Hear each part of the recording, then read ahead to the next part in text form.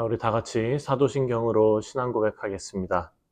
전능하사 천지를 만드신 하나님 아버지를 내가 믿사오며 그 외아들 우리 주 예수 그리스도를 믿사오니 이는 성령으로 잉태하사 동정녀 마리아에게 나시고 본디오 빌라도에게 고난을 받으사 십자가에 못 박혀 죽으시고 장사한 지 사흘 만에 죽은 자 가운데서 다시 살아나시며 하늘에 오르사 전능하신 하나님 우편에 앉아 계시다가 저리로서 산 자와 죽은 자를 심판하러 오시리라.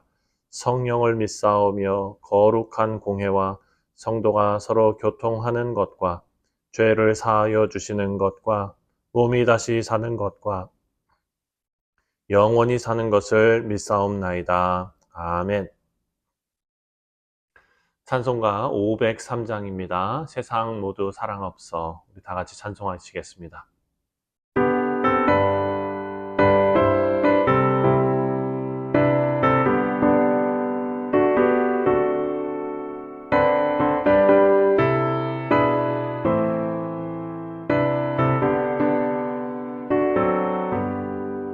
세상 모두 사랑 없어 냉랭함을 아느냐 곳곳마다 사랑 없어 탄식 소리뿐일세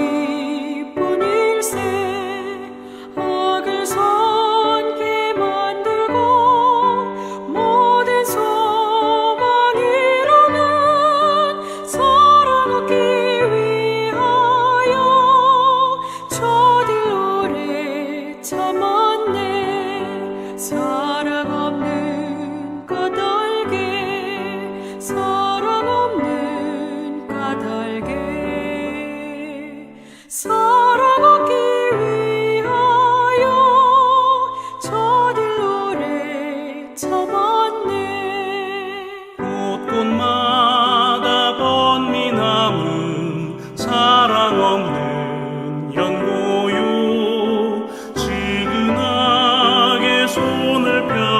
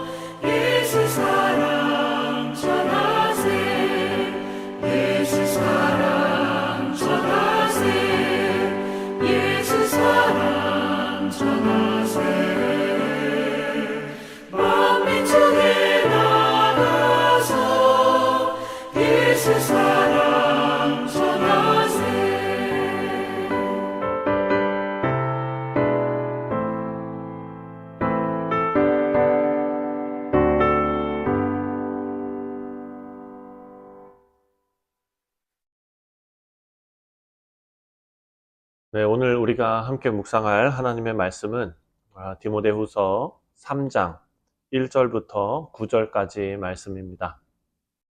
제3장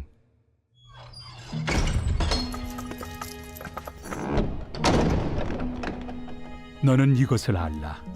말세 고통하는 때가 이르러 사람들이 자기를 사랑하며 돈을 사랑하며 자랑하며 교만하며 비방하며 부모를 거역하며 감사하지 아니하며 거룩하지 아니하며 무정하며 원통함을 풀지 아니하며 모함하며 절제하지 못하며 사나우며 선한 것을 좋아하지 아니하며 배신하며 조급하며 자만하며 쾌락을 사랑하기를 하나님 사랑하는 것보다 더하며 경건의 모양은 있으나 경건의 능력은 부인하니 이 같은 자들에게서 내가 돌아서라.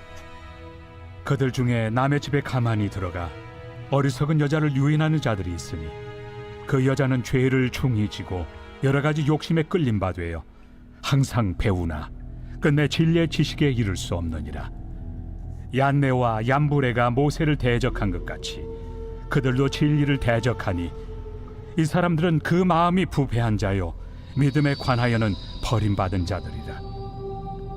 그러나 그들이 더 나아가지 못할 것은 저 두 사람이 된 것과 같이 그들의 어리석음이 드러날 것입니다. 네, 사랑하는 성도님들, 오늘 본문에서 사도 바울은 디모데에게 1절 말씀을 보면 말세에 고통하는 때가 이르리라 라고 경고하고 있습니다. 그리고 이 시기에 나타날 사람들의 모습을 구체적으로 묘사하고 있는데요.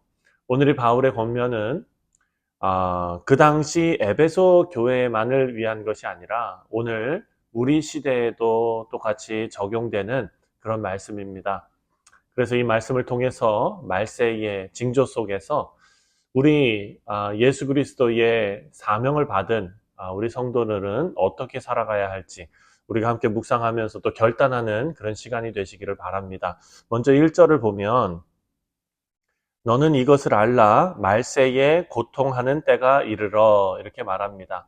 바울은 말세, 즉 예수님의 초림과 재림 사이의 시대를 말하면서 경고하면서 이때 고통스러운 일들이 벌어질 것이다 라고 말하는 것입니다. 그리고 그 고통의 원인은 어떤 외적인 환경이 변화돼서 사람들을 힘들게 하는 것 뿐만 아니라 사람들의 내적 타락과 그리고 도덕적인 붕괴, 그런 시대가 올 것이다 라는 것입니다. 그래서 바울은 구체적으로 오늘 본문을 쭉 살펴보면 한 19가지 정도의 어떤 부정적인 성품, 그런 것들을 쭉 나열하고 있습니다. 그래서 말세에 사람들이 어떤 모습으로 타락하는지를 경고하고 있습니다.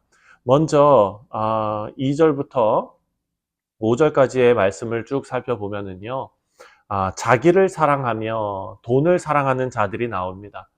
자기를 사랑한다라는 것은 이기적이고 자기중심적인 사람들을 말하는 것이죠. 자존감이 높은 그런 의미의 자기를 사랑한다가 아닙니다. 이웃 사랑과 그리고 자신을 희생하는 일, 이런 모든 것을 다 외면하는 사람들입니다. 그리고 또 이어서 돈을 사랑하는 사람들이 나옵니다. 물질적인 풍요, 그리고 성공, 이런 것들만 목표로 하고 하나님보다 세속적인 그런 안락함과 부를 더 추구하는 것이죠.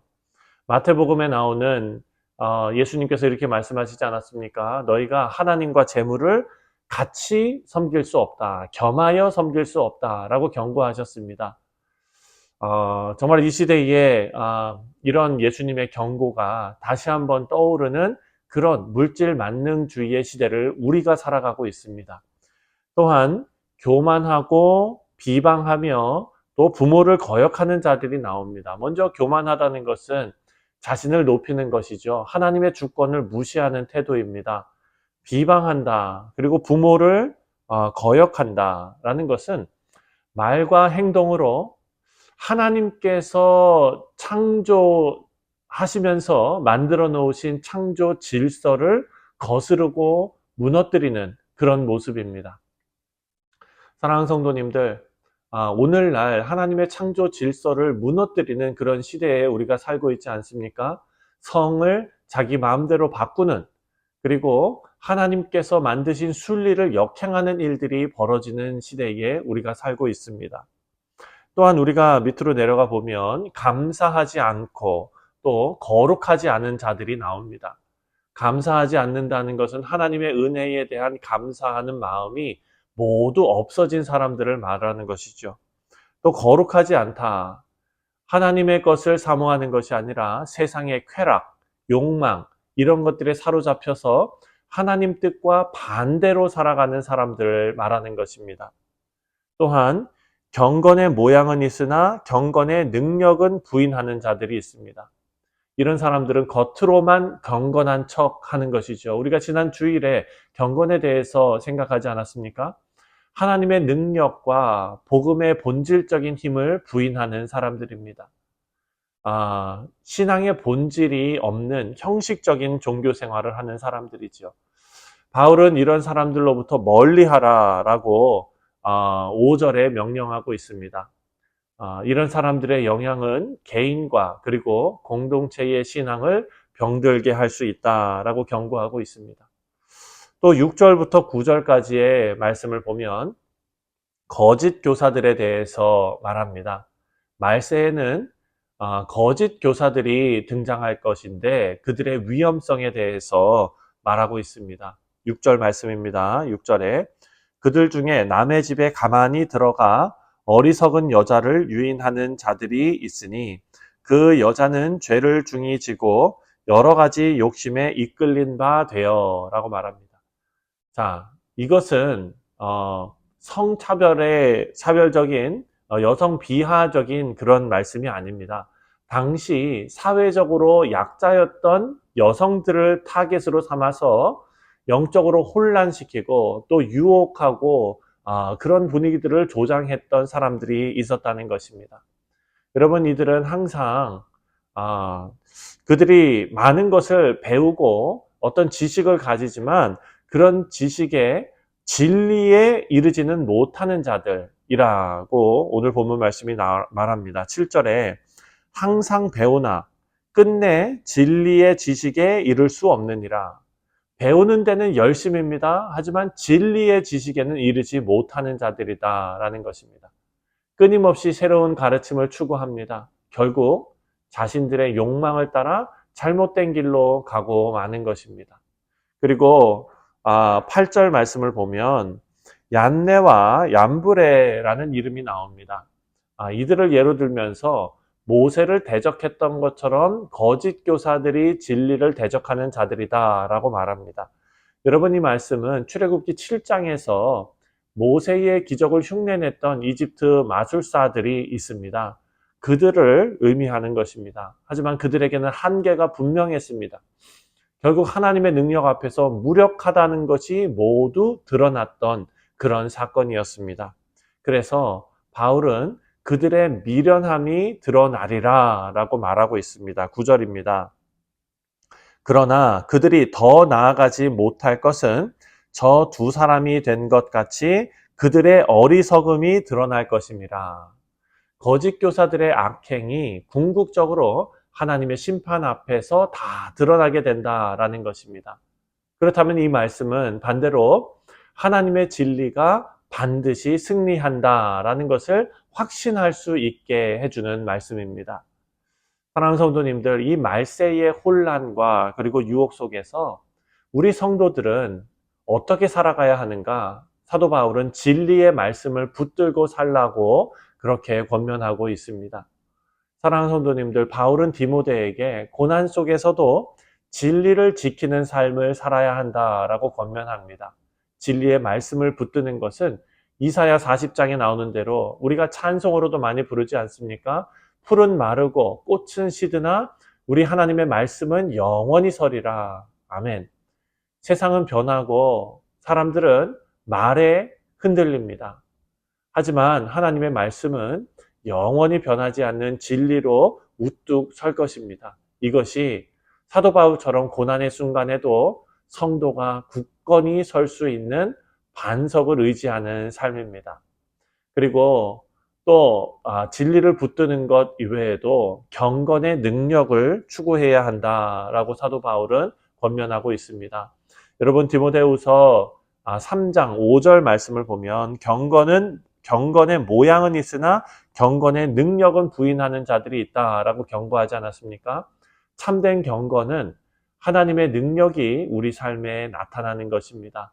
경건의 능력은 고난 중에도 하나님 신뢰하면서 담대하게 나아가는 믿음일 것입니다. 그래서 우리는 진리 안에서 이 고난을 견뎌야 합니다. 12절 말씀을 보면 무릇 그리스도 예수 안에서 경건하게 살고자 하는 자는 박해를 받느니라 라고 말합니다. 고난이 피할 수 없는 현실이라는 것을 알려주고 있습니다. 하지만 이 고난은 하나님의 선한 섭리 안에 있는 고난입니다. 우리가 내일 주일 말씀에서도 살펴보겠지만 고난은 이유 없는 고난이 없다는 것입니다. 다 하나님의 주권과 섭리 안에 있는 그런 고난입니다. 히브리서 10장 말씀에도 너희에게 인내가 필요함은 너희가 하나님의 뜻을 행한 후에 약속을 받기 위함이다 라고 말하셨습니다. 고난 속에서도 말씀을 붙잡고 인내하는 그런 성도들은 하나님의 약속을 반드시 받게 될 줄 믿습니다.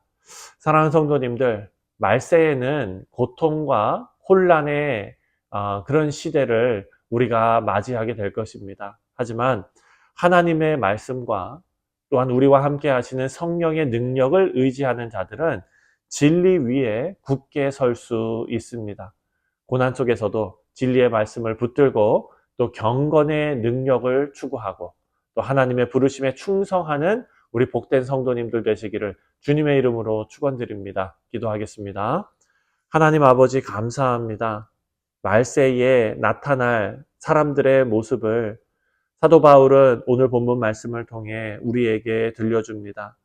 하나님, 이런 사도 바울의 나열했던 이런 모습들이 오늘날 우리가 살고 있는 이 세상에 그대로 드러나는 것을 보며 정말 우리가 말세지 말에 살고 있다는 것을 다시 한번 깨닫습니다. 하나님, 이 시기에 우리가 더욱더 경건에 힘쓰며 또한 영적으로 깨어서 마지막을 준비하며 또한 주님 다시 오실 날을 준비하는 지혜로운 성도들 다 되게 하여 주옵소서. 감사드리오며 예수님의 이름으로 기도하옵나이다. 아멘.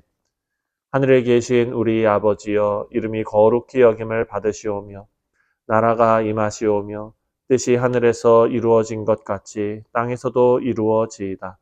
오늘 우리에게 일용할 양식을 주시옵고 우리가 우리에게 죄 지은 자를 사하여 준 것 같이 우리 죄를 사하여 주시옵고 우리를 시험에 들게 하지 마시옵고 다만 악에서 구하시옵소서. 나라와 권세와 영광이 아버지께 영원히 있사옵나이다. 아멘. 네, 사랑하는 성도님들, 오늘 토요일은 우리 교회 공동체를 위해서 기도하는 날입니다. 가장 먼저 내일 있을 주일 예배를 위해서 기도하시고 또 우리가 영적으로 또 우리의 몸과 마음을 잘 준비하여 하나님 앞에 우리의 최고의 예배를 올려드릴 수 있도록 우리가 함께 기도하겠습니다. 또한 우리 교회가 함께 기도하고 있는 우리 성전 건축 마무리 과정 그리고 허가받는 그 모든 과정을 하나님 손에 올려드리고 함께 또한 간구하며 기도하겠습니다. 우리 다 같이 기도합니다.